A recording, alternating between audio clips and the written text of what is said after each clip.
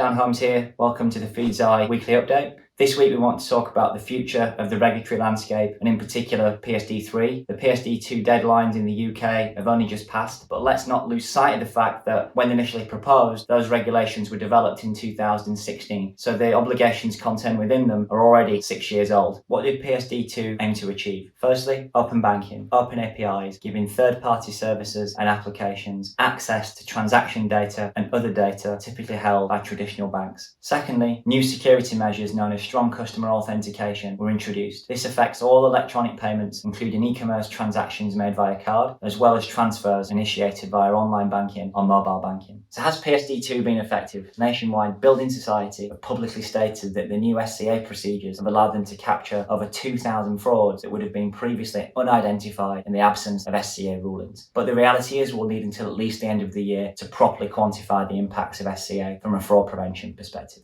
So what could PSD3 possibly have in store? The fraud landscape is changing very quickly. When PSD2 was initially introduced, the primary market threat was account takeover and third-party compromise. And we've already seen a significant shift in terms of threats. Scams, unauthorized push payment frauds, are now the dominant threat. So it wouldn't be a huge surprise to see PSD3 attempt to tackle consumer scams in some way. Secondly, cryptocurrency could well be addressed. Data shows that despite the recent downturn in price, consumer adoption of cryptocurrency continues to accelerate. The overall volatility and downturn in price has also not deterred fraudsters who continue to use crypto exchange platforms as a mechanism of money muling. And finally, transparency in artificial intelligence, and in particular machine learning, which had a huge part to play in PSD2 as it underpinned a number of inherent authentication options available to banks, such as recognizing a user through how they hold their device, how they type, and how they swipe across their mobile devices. Where the regulation fell short, however, was guiding banks around how to make those decisions, what propensity for trust looks like, and what transparency is required within those decisions. Combined with the general momentum behind transparency in AI at large on the market, leads me to believe that PSD3 may need to go a step further to not just give banks instruction around using AI, but actually regulating it in a more efficient manner as it's implemented. Thank you very much for watching. This has been Dan Holmes with the Feedzai Weekly Update.